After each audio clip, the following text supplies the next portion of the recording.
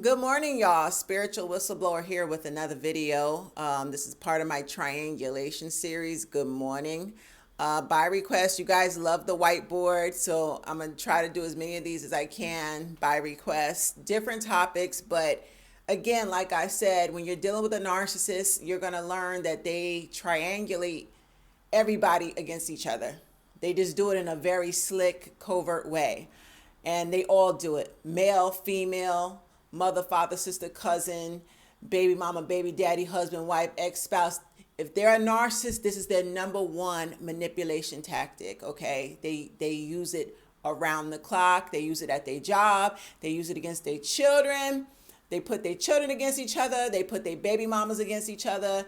They put their side chicks against their wife against the mother, sister against the niece. Like it's nasty, and it's nothing more than a toxic love triangle. And we all know some of the worst types of incidents happen as a result of a toxic love triangle. People get murdered behind a love triangle.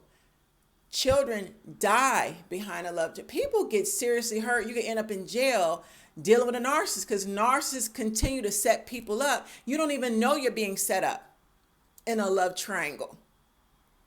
So when I tell y'all this is very demonic, when you realize you get any sort of hints that the narcissist is playing you against somebody, or better yet, if you mention it to him, just like my last relationship, I had an issue with my ex, his cousin, texting him late at night, like she's his woman.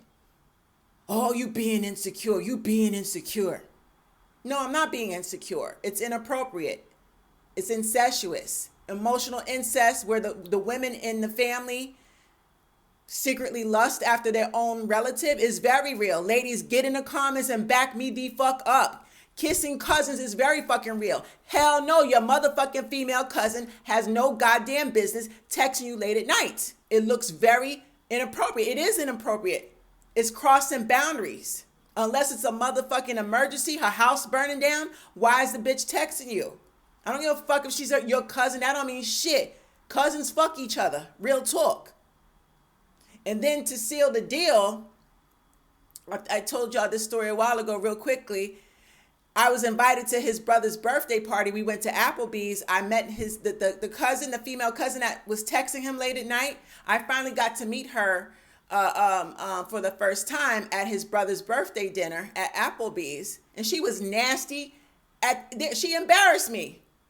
She completely humiliated me at that table. And my man at the time, he allowed it. He thought it was funny. Wasn't nothing funny. Now, if I got on some New York hood rat shit and checked that bitch in front of everybody, I would have been wrong. But I said, I was dressed very nice, and I said, stay classy. Stay classy. This ain't the time. This ain't the place. My ex sat there in front of the whole table, everybody, him and his cousin, like it's a fucking joke. Hey, cuz, can you believe she thought you was another woman texting me? And you know what his female cousin said to me in front of everybody at that table? You know, you a good looking woman. You too beautiful to be acting all insecure. Her face was twisted. It's an ugly fucking bitch with dreadlocks coming out here. She looked like a motherfucking tarantula with her bad skin and her fucked up teeth. Twisted up face gonna come out her face. You too beautiful. You know, you shouldn't be acting all insecure. It took me every bit. I had to stay classy. Because with my mouth, see, the problem was he and his family thought I was very soft. They thought I was weak. That's the problem, because I never, fought back. I never lashed out. I never got ghetto with them. They're seeing the ghetto side of me now. Now that they see my platform and how the fuck I get down, and I have boundaries and I'm not going to tolerate their trifling ways, they're seeing this shit now. But when I was there, I conducted myself like a lady. But yeah, his ugly ass cousin, you too, why are you acting insecure? You know, you beautiful, you shouldn't be. Bitch, you don't fucking know me, because at the time, your trifling ass nigga ass cousin was whooping my ass, bitch, and I could have put him in fucking prison, bitch, with all these bruises on my motherfucking back. And he burnt me with bacterial vaginosis. Stay the fuck out of people's relationships if you ain't got your motherfucking facts straight. You don't fucking know me, bitch. And I was more disappointed at my man at the time. Why would you even embarrass me? I'm your lady.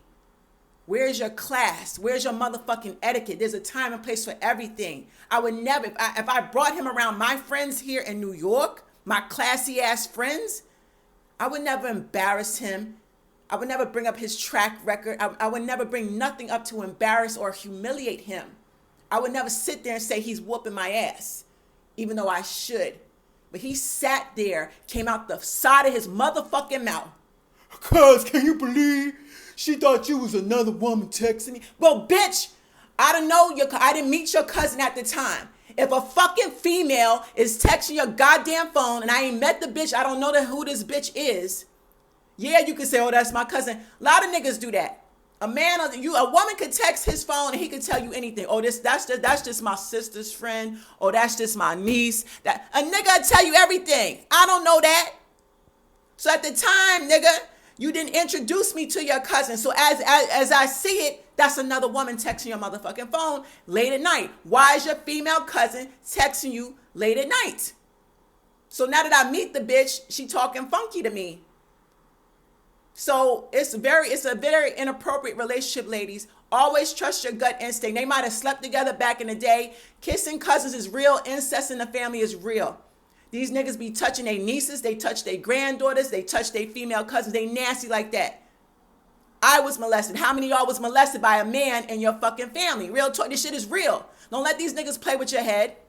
Let's get into this video. I want to talk about triangulation between a man and his mother, how he and his mother will tag team and come against you, and how you can spot the signs early. I need y'all to smart on. This might be a two-part video because there's two types of scenarios. The number one scenario is when he brings you to meet his mother and the entire family. And the second scenario is when he keeps you away from his family. Like you don't never get to meet the family. That's because his family is fully aware that he's cheating and he has multiple side chicks. He could be dealing with the baby mama and the family know about it. He want to keep you separate. So if you live away from him, you got your own place. He'll visit you on the weekends, but he'll keep you separated from his family because he doesn't want his family fucking up his shit. But the whole time he's dealing with you, he hasn't cut ties with his motherfucking mama and family. So he's juggling both, which is still toxic to you because he's still allowing his toxic family to have an influence on his life and yours. He has to be man enough to cut his family off. Just like I talk about Prince Harry. Y'all know the story, Prince Harry, very smart, intelligent, handsome young white man. His mother was Princess Diana, may she rest in peace. He comes from a royal fucking family in London, billions of dollars. He met a black woman from the United States. She wasn't born into royalty. She's a regular chick off the streets, trying to make it in Hollywood.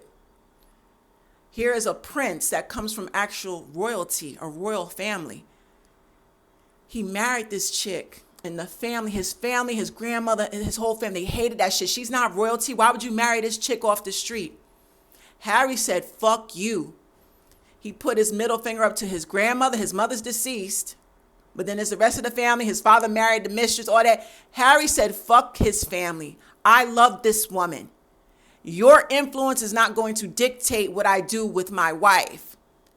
I'm not following family tradition. I'm not going to do what y'all want me to do. I'm not going to pass down y'all dysfunction. I'm going to live my life how I live it, and I'm going to protect my wife from your toxicity. Harry married his black wife. He packed his shit. He moved out of London, out of the United Kingdom, and he moved to the United States, where he is with his black wife right now and his two babies, far away from his motherfucking family. That's what real men do. When a real man wants to change and he knows his family's toxic, he's going to cut off his family. He ain't gonna play back and forth games. He's not gonna be with you 1 minute and hanging with his mama the next minute, back and forth, back. No, you want a leader. You want a man that says, I am not going to pass down my family's dysfunction and bring it into my family with my wife and kids. I'm gonna cut my family off. You want a man with that Prince Harry energy. So here we go. Let's bust this down. Here is you. This is the system of triangulation and how a man and his mother, your toxic, stinking, trifling, fake Christian going mother-in-law, they will tag team up against you. This is going to be a 2-part video. Y'all already see it right now because that toxic mother-in-law, her influence over her son is so powerful. Ladies, y'all got to remember, before you get involved with this man, this woman has been training him since he was a little boy. She's her toxic ways, everything. She has dumped all that into her son. She has ruined him. He is damaged goods before he even loses his virginity. You can't change him. You can't compete with this woman unless he's willing to cut her off and treat her like she's dead, unless she's dead already.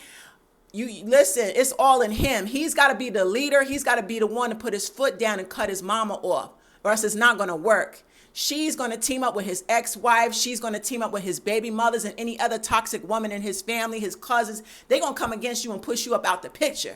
That's how strong her influence is over her weak-minded ass son. You and him start dating, dealing with each other. Okay, this is a mother and son when they tag team against you and you learn that he's a narcissist and his mama is. This woman has programmed her son and trained him up to become a narcissist because she was already a narcissist before her son was born. She was already toxic. Poor baby didn't know anything, but when he becomes an adult, he's got to figure out that I keep repeating toxic patterns in my relationships. Where am I getting this from? My mother. His daddy ruined him too, but that mother did more damage, trust me, because he learns everything about a woman from his mother and how to relate to a woman and what type of woman to choose and what type of woman he's comfortable with. If his mother is trash, I don't care how fly you are, how gorgeous you are, he will always cheat on you with an ain't shit ass bitch like his mother. You and him are dating and he finally decides to bring you to meet his mama.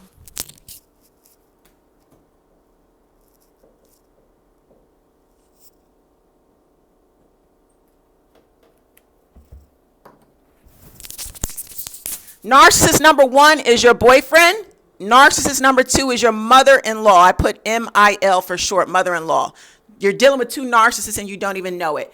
He brings you to meet this bitch. She's going to be on her best behavior because she's got to analyze you. She's got to see what your weaknesses are. And she wants to play both sides of the fence. She wants to stay on her son's good side because she sees her son is in love with you. You are the total opposite of this woman. So you have the potential to pull her son away from her and make him a better man than what she did. So she's already threatened and intimidated. So she's going to get in close with you. Oh, you're beautiful. Oh, you're the daughter-in-law I always wanted. Hi, girl. Can she's going to try to build a bond with you. That's all game. She's playing you because she's got to get close to you. She's love bombing you so that she can study you and figure out what your weaknesses are. Whole time she's cool with that ex-wife and side chick that she knows her son is fucking behind your back. When you get in good with the family and you lower your guard and they know that you ain't going nowhere, then her true colors will come out and so will his. You're going to feel a shift in the relationship where, in the very beginning, ladies, this is the same pattern with all our relationships. He's going to talk shit about his mother. I can't stand my mother. She did this to me in my childhood. I can't stand her ways. That's all game. Because once you get locked down in that relationship, he's going to switch around and he's going to tag team with mama and start talking about you like shit to her. Because he needs his mom. His mama is his partner, his assistant. When he wants to cheat and do his dirty work, he needs his mama. So he got to play both sides of the fence. He's got to be good cop, bad cop, cool with you 1 minute, then cool with mom. He's got to balance the two, which gets very exhausting. Then he wants to be over here with the side chick. His mama is cool with the side chick, so he's got to play them sides too. It's a messy ass. Yo, let me do a part 2. Y'all. Stay tuned. This is part 1 about how a mother and son come together. They're both narcissists. They will tag team up and try to destroy you, okay? Wait for part 2.